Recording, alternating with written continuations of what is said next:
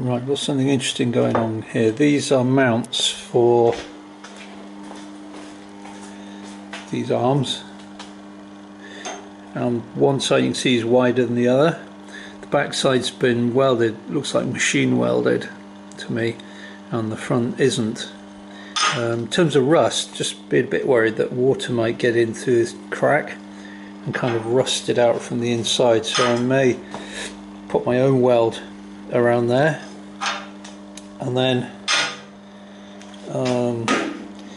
if I mount it sort of here, then you've got a couple of problems. One is you've got to drill a hole on the back so you can get to the lock nut, and secondly you can't put a pin through. You'd have to use something like a nylock nut if you did it that way. However, if I just lift up on this a little bit, it puts a little bit of lift on there, it will brings it up to here. Now if you imagine it, once it's got the weight of me in the car, car's upside down at the moment, plus the engine, this front suspension is going to compress a bit, so that might actually be about the right place. So what I'm thinking of doing is grinding down just that edge there so this fits there, and as low down to the rail as you can get it and still be able to turn the nut, and then weld cross braces here and here so it forms a shape like that, so it's very strong. So I've already marked out where I can, this bit here, I can just trim that off, and then when that's in place you'll still be able to rotate the nut with a spanner and then put the split pin through. So I think that's the way I'm going to go. So I've welded these up now, both sides, and you can see I've cut it like that to form a weld on bracket. So just have on with the clamp now, but you can get the general idea. And the bodywork should, looking at these two, literally they just need a hole there for this rubber piece, so that's as far in as I can get it, which obviously affects the amount of steering you can get, and it's as close to the top as I can get it while still being able to turn this, so that's good. So now I've just got to tack weld it and then weld it in. So they're welded on now, they need cleaning up, but it's all welded with a bit of smouldering wood nearby. So the next thing I need to think about are the rear diagonals, which bolt on to these two bolts, this one and this one. They're down there. Now of course they were designed to come and meet in the middle about here. They bolt together on the underside of the torque tube, so of course now they're going to come out here, so they're going to need to be bent in some way. Not sure the best way is to heat up the end, it's red, and bend it, or whether to pie cut it. I'm going to go on forums and see what people suggest. Okay, so this is the problem I've got here. I've got this nice forged piece which will bolt on here, but you can see these are designed to meet in the middle of the original car. They bolt to the torque tube, so what are my options? I can shorten this to about here and have a bracket here to take it. Yeah, but that looks a bit too wrong an angle. I'd be better off having it join on here maybe, so I can pie cut it and re-weld it, or I can carefully cut off this thin, this is stamped and welded I think, top and bottom, cut this off, keep the forged part, and then weld a new tube on at a different angle like this. Maybe keep this end part and weld it in. It's a shame to cut it up, but I need to keep this forged part because it clears the backplate and everything. It's just useful rather than trying to make my own from scratch. Well, this has turned out quite interesting. I assume this forged part here would extend like a flat piece here, and then this would be welded on sort of a long round and along the flat piece, or maybe even plug welded, but it's not. So it literally just ends like that, and it's just you can feel the bump here where it's just here, where it's just been welded round.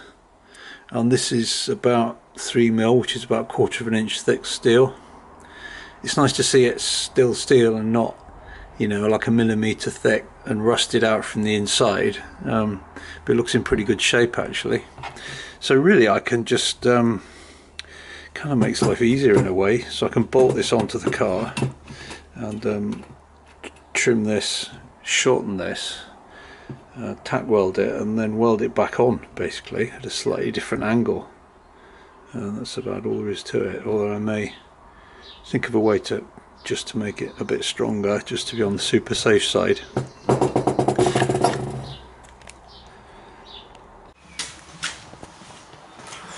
Okay, so these are 1/2 inch UNF bolts, high tensile. We don't want them snapping. Rather than just put a long bolt straight through here and maybe weld it, which would destroy the temper of the bolt, I'm going to use these brackets here, so they will go kind of like that, yeah, and then that will go like that, bolted through, and then the other end, and I've measured this a million times and got the angle just right, will be welded on there, but I'll bolt it all up before I tack weld it so that I know everything's going to be perfect. So I've just wrapped this in cardboard and used these quick release cable ties. Just locate it, and so it holds it in the right place while I just get this right. Now I could put it like that, but then the hole in the bodywork is going to be a big oval sort of here. Now if I bring it out a bit like that, you can see the body's going to come around here like that. So I need the body to ideally just miss the top of there, so maybe about like that.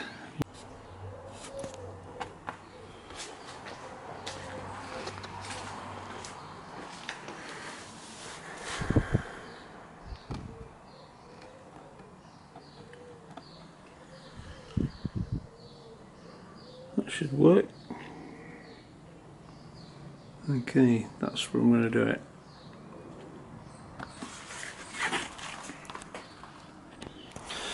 Right, so I've tacked that end. I had it resting on this block, on this seat, to get it exactly right. So now I can unbolt it there, and then unbolt it there, and then weld it properly.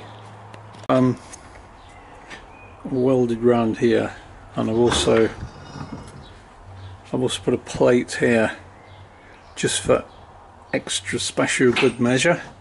So my weld did crack. I've got a backup kind of thing to stop it actually completely falling apart. But yeah, I was pretty pleased with the weld actually. The steel seems to be in really good condition. It welds really well. Okay, so these are welded on now. So I'll put some etch primer on my welds, these ends, and then when it's dry I'll bolt it back together and check it all still fits. Another thing that's just arrived is a load of these. These are 45mm diameter poster tubes, and you can see they're slightly larger, but they're almost the same size as the roll cage tubes. And the reason I want those is to make templates, because there's going to be a diagonal here to the frame there. It's going to go through the bulkhead, and this part here that slice there is going to be very difficult to kind of get right. So what I want to do is make it out of cardboard first. So I ordered 4 of these. I can get it exactly right, and then I can work out where the hole exactly needs to be in the bulkhead, template that in, because the bulkhead's got to go in before this piece of tube is welded in. And then because it's the firewall, then I can weld around the tube here as well, and it'll be nice and neat. So this piece of wood is this bulkhead. This is a template basically that's going to come out when I've worked out where that hole needs to be, and I can template everything in cardboard before I spend hours and hours and hours cutting tube, only to find I've cut it the wrong shape. There we are, so it all bolts up neatly.